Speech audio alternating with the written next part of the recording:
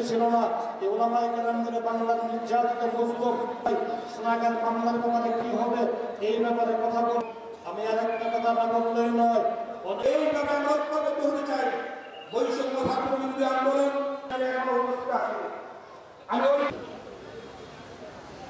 অন্তরের যে রক্তমালা এক সপ্তাহে বলা শেষ হবে না। মাশাআল্লাহ, উনি নির্যাতিত হয়েছে, উনি হত্যাকাণ্ড করত, আজকে তারা দেশ ছাড়া। আমি বেশি কিন্তু বলতে চাই না। 7 মাস তারা নির্যাতন করে পড়ার কি প্রয়োজন? কোনো কথা বলবেন না, নির্দেশনা আছে আমাদের। আমরা গড় থেকে রোম থেকে আমাদের সেই সাপলা 3 বলা জায়েজ হইতো, ওই গালিগুলি পুনরাবৃত্তি করে আপনাদেরকে শোনাইতাম।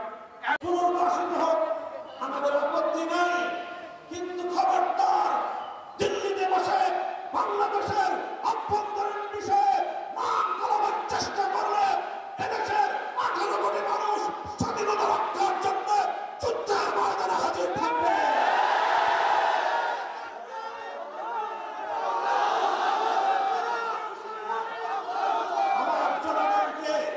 আমার জনগণকে হত্যা করে রক্ত নিয়ে ছিনিমিনি খেলবেন, অনেক সহ্য করা হয়েছে। কোন খুনিকে যদি আশ্রয় দেওয়া হয়, দিল্লির বিরুদ্ধে বাংলাদেশ সব ধরনের আইনানুগ ব্যবস্থা গ্রহণ করবে।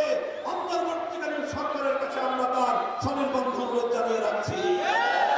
সংগ্রামী সাথী ও বন্ধুগণ, আপনারা সেই সবার সাথে থেকে এই মেঘ দৃষ্টি উপেক্ষা করে আমাদের জন্য অপেক্ষা করেছেন। আমি আপনাদেরকে এজন্য আন্তরিকভাবে অনাকাঙ্ক্ষিত এই দিনের জন্য দুঃখ প্রকাশ করছি। রাস্তায় অস্বাভাবিক ধরনের যানজটের কারণে আমরা সময় মতোই রওনা হয়েছিলাম, কিন্তু আসলে আমরা চাইলেই সবকিছু সম্ভব না। রাস্তাঘাটের এরকম অচল অবস্থার কারণে আজকে আমাদের উপস্থিতির দেরি হলো। আপনারা এতক্ষণ পর্যন্ত ধৈর্য ধারণ করে অপেক্ষা করেছেন, আপনাদেরকে আমি শুকরিয়া জানাই, অভিনন্দন জানাই, কৃতজ্ঞতা জ্ঞাপন করছি। আল্লাহ আপনাদের উত্তম বিনিময় দান করুন। আবারও আমি এই সকল শহীদের রুহের মাগফিরাত কামনা করে, বিশেষ করে আমাদের মরহুম শহীদ ইকবাল সাহেব রহমাতুল্লাহ আলাইহির রুহের মাগফিরাত কামনা করে আপনাদের সকলকে আগামী দিনের সংগ্রামের শুভেচ্ছা জানিয়ে, সংগ্রামে আহ্বান জানিয়ে, বাংলাদেশ খেলাফত মজলিসের পতাকা তলে আপনারা সামিল হয়ে আগামী দিনে খেলাফত প্রতিষ্ঠার সংগ্রামকে সামনের দিকে অগ্রসর করে নিয়ে যাবেন।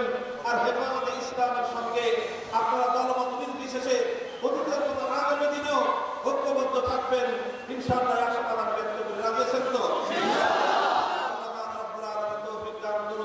হেফাজতে ইসলাম ছিল, হেফাজতে ইসলাম আছে, হেফাজতে ইসলাম থাকবে।